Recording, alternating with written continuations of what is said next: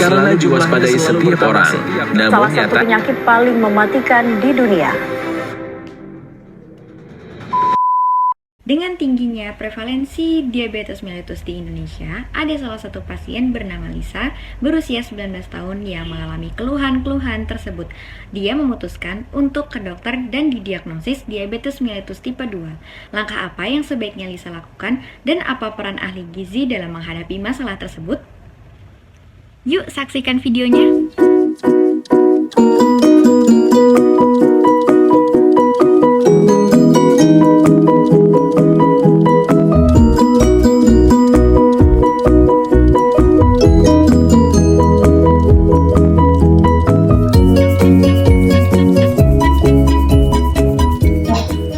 Iya juga, kemarin kan mestinya ke Poligizi ya.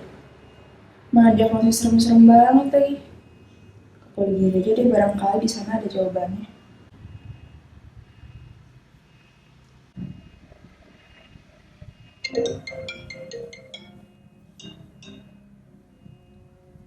Halo Mbak.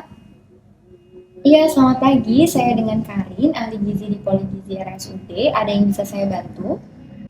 Halo Mbak, iya selamat pagi. Jadi gini Mbak, saya Lisa. Saya mau jadwalin konseling gizi, bisa nggak ya? Kemarin sih sebenarnya udah dirujuk ke Poligizi sama dokter, cuman sibuk Mbak, jadi nggak sempat. Pengennya cepet sih Mbak, kalau bisa besok. Oh boleh, kebetulan kami kosong di jam 4. Untuk format pendaftaran dan alamat lengkapnya saya kirimkan melalui WhatsApp ya Mbak. Oh iya, boleh Mbak. Oke Mbak, ditunggu besok ya. Di sini dengan membawa surat rujukan dari dokter dan juga lembar asesmennya. Terima kasih.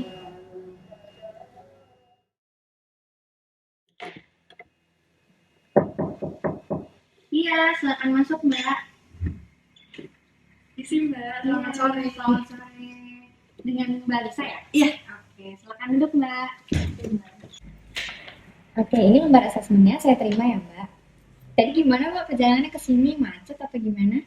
Lumayan sih Mbak, macet, cuman tadi nggak terlalu lama sih di jalannya. Oke, jadi Mbak Lisa hari ini akan melakukan konseling dengan saya sebagai ahli gizi. Nama saya Karin, Mbak, perkenalkan. Dan untuk Mbak Lisa nggak perlu khawatir karena seluruh data akan kami rahasiakan. Jadi kita bakal melakukan sesi konseling dengan bicara santai-santai aja ya Mbak. Oke Mbak. Jadi tujuan Mbak Lisa ke sini dirujuk ke Poligizi itu adalah untuk mencari alternatif solusi permasalahan dari penyakit Mbak Lisa yaitu diabetes mellitus tipe 2 ini. Jadi sebelumnya saya ingin mendengar dulu Mbak untuk keluhan-keluhan yang Mbak Lisa rasakan saat ini. Keluhannya itu kira-kira dari 2 sampai 3 bulan lalu sih Mbak. Itu saya kalau misalkan malam-malam itu suka pipis bisa 2 sampai 3 kali. Terus juga saya lebih sering rasa haus dan lapar juga. Oh begitu Mbak. Kalau untuk keluhan lainnya ada nggak Mbak? Sejauh ini itu ya sih Mbak, nggak ada yang lain. Oke, kalau untuk pola makan Mbak Lisa boleh tolong dijelaskan? Pola makan tuh yang kayak gimana ya Mbak? Iya, jadi pola makan itu kayak sehari Mbak Lisa itu makan apa aja dari pagi, siang, malam kayak gitu. Jadi kalau saya Mbak, biasanya kalau pagi itu sebenarnya jarang sarapan, cuman saya tuh biasanya malah nyemil-nyemil kayak kue-kuean gitu, terus minumnya teh manis kalau nggak kopi. Terus pas makan siang, warteg biasanya, warteg campur-campur lauknya. Terus kalau pulang kampus sore-sore gitu saya suka beli gorengan. Jadi kalau di depan kampus saya tuh gorengannya ubi, saya suka banget ubi manis. Terus kalau misalkan 5.000 tuh dapat 4 biji. Terus kalau buat malam, mestinya kan kalau teratur itu jam 7 sampai jam 8 ya. Cuman saya biasanya malah tengah malam Mbak sambil ngerjain tugas terus makannya Indomie. Kadang malah nggak makan, malah nyemil yang kue-kuean gitu juga lagi kayak sarapan tadi. Oke. Kalau biasanya Mbak minum teh atau kopi manis gitu, gulanya berapa sendok Mbak? Saya kalau teh itu 2 sampai 3 sendok Mbak. Kalau untuk nasi biasanya berapa porsi Mbak? Nah, saya tuh lebih suka nasi daripada lauk. Jadi saya kalau makan nasi tuh bisa 2 sampai 3 centong nasi sih. Oke. Kalau buat lauknya sendiri itu Mbak suka sayur nggak? Kalau dan juga kalau misalkan buah gitu diselingin itu Mbak suka apa? Sejujurnya saya nggak begitu suka sayur, Mbak. Cuman kalau buah, saya paling beli jus di kantin. Tapi itu juga nggak murni, Mbak. Buah nggak murni buah, soalnya masih ada susu sama gulanya juga. Oh, berarti mbaknya ini mahasiswa ya, belum berkeluarga? Iya, saya masih suka. Oh iya, oke. Kalau untuk olahraga, mbaknya itu suka olahraga atau rutin gimana? Saya jarang banget, Mbak, olahraga kebetulan. Kalau misalkan olahraga pun, biasanya saya cuman jalan kaki keliling-keliling kampus aja, Mbak. Itu juga malam hari. Hmm. Kalau keluarga ada riwayat diabetes? Ada dari ibu saya. Baik Mbak, setelah kita ngobrol tadi tentang riwayat makan, pola makan, dan juga aktivitas Mbak, di sini saya ingin menjelaskan angka-angka dan data-data di berkas yang Mbak bawa. Di sini kita bisa melihat bahwa antropometri Mbak itu masih normal, yaitu dengan tinggi badan 170 dan juga berat badannya 63 kg, sehingga indeks massa tubuh Mbak itu 22, yaitu masih dalam kategori yang normal. Tetapi di sini dokter mendiagnosis Mbak Lisa terkena diabetes mellitus tipe 2. Karena dari data hasil pemeriksaan kadar gula darah itu, di sini kadar gula darah sesaat Mbak Lisa itu berada di angka 250 mg per desiliter dan gula darah puasanya Mbak Lisa itu di angka 150 mg per desiliter.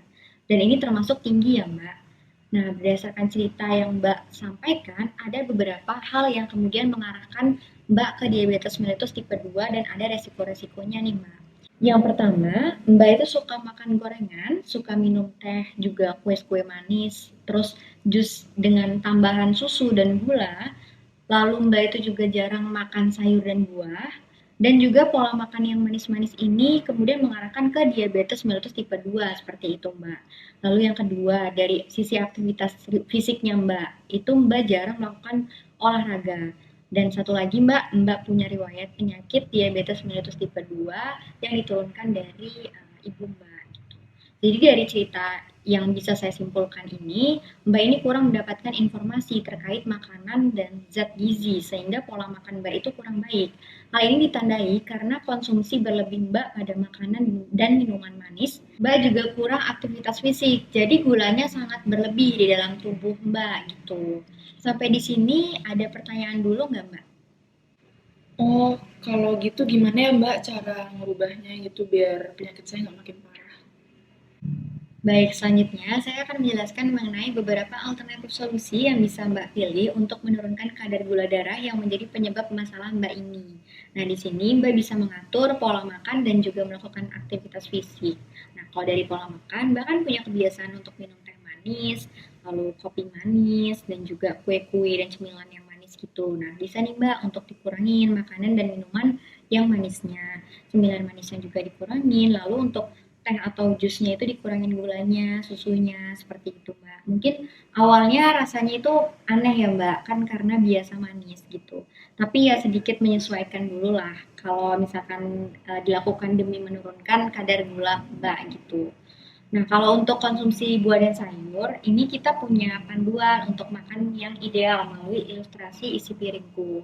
Nah, jadi di sini ditunjukkan makanan pokok dan sayuran dan juga buah-buahan gitu. Kalau untuk makanan pokok, ini di sini ada nasi dan juga kentang, mie gitu. Itu untuk jumlahnya itu setara dengan sayuran. Seperti makanannya misalkan sekepal, berarti sayurannya juga sekepal. Nah, dan juga mengimbangi dengan makanan dan buah-buahan. Lalu ada juga anjuran untuk kurangi garam dan gula. Dan juga ada nih Mbak untuk anjuran minum air putih. Lalu untuk di pedoman isi piringku ini, untuk minum air putih itu 8 gelas sehari supaya kebutuhan cairan Mbak ini di dalam tubuh terpenuhi. Karena tadi Mbak kan suka makan manis ya. Nah, seperti itu Mbak. Gimana Mbak? Sampai di sini dapat dipahami ya Mbak? Oh, oke, Mbak, paham. Berarti intinya saya harus ngurangin makan sama minuman manis lah ya, Mbak? Iya, betul sekali, Mbak. Nah, kalau untuk aktivitas fisik, kan Mbaknya tadi kurang sekali ya saya lihat. Itu saya ingin nanya dulu Mbak. Mbak kalau ke kampus itu naik apa dan jaraknya itu berapa? Kalau kampus saya naik motor, untuk jarak mungkin 800 meteran kali ya, Mbak? Oh, oke. Ini bisa menjadi salah satu solusi untuk melakukan aktivitas fisik gitu, Mbak. Jadi Mbak dari kosan misalkan, dari tempat tinggal Mbak, untuk ke kampus itu berjalan kaki gitu, 800 meter kan lumayan gitu Mbak. Lalu kalau untuk ke kelas itu kalau misalkan ada lift dan juga tangga itu Mbak memilih untuk ke kelas itu dengan menggunakan tangga gitu karena untuk anjuran dari pemerintah atau WHO itu untuk aktivitas fisik dan berolahraga itu sekitar 3 sampai 5 kali per minggunya dan dengan durasinya itu 30 sampai 50 menit seperti itu. Oh gitu ya Mbak. Banyak juga yang Mbak yang harus saya lakuin ya. Iya betul. Nah, tapi nggak apa-apa, kita mulai pelan-pelan aja. Tapi dari semua tips yang tadi saya sampaikan, kira-kira Mbak bisa melakukan apa dulu nih Mbak? Mungkin dari ngurangin makanan sama minuman manis dulu kali ya Mbak yang tadi. Coba yang manis-manisnya saya kurangin. Terus mungkin kalau untuk minum teh sama kopi itu saya kurangin juga gulanya. Sama nggak boleh sih Mbak ya untuk minum jus ya. Jadi nggak pakai gula sama susu, jadi murni aja buahnya. Ini saya akan catat dulu sebagai komitmen Mbak di pertemuan pertama. Nanti kita evaluasi selama 1 bulan ke depan, apakah itu berjalan atau tidak gitu untuk konsultasi selanjutnya. Gitu, Mbak.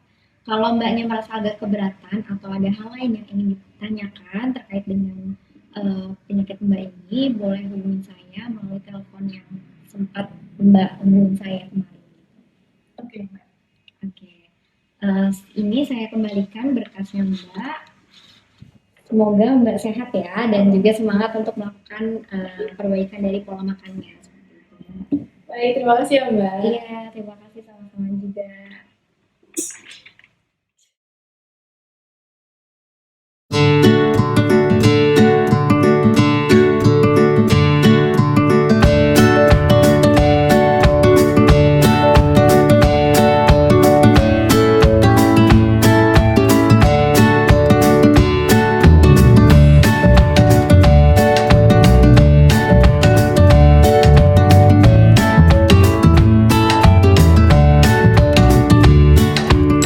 Suatu kondisi medik berupa peningkatan jumlah karbohidrat.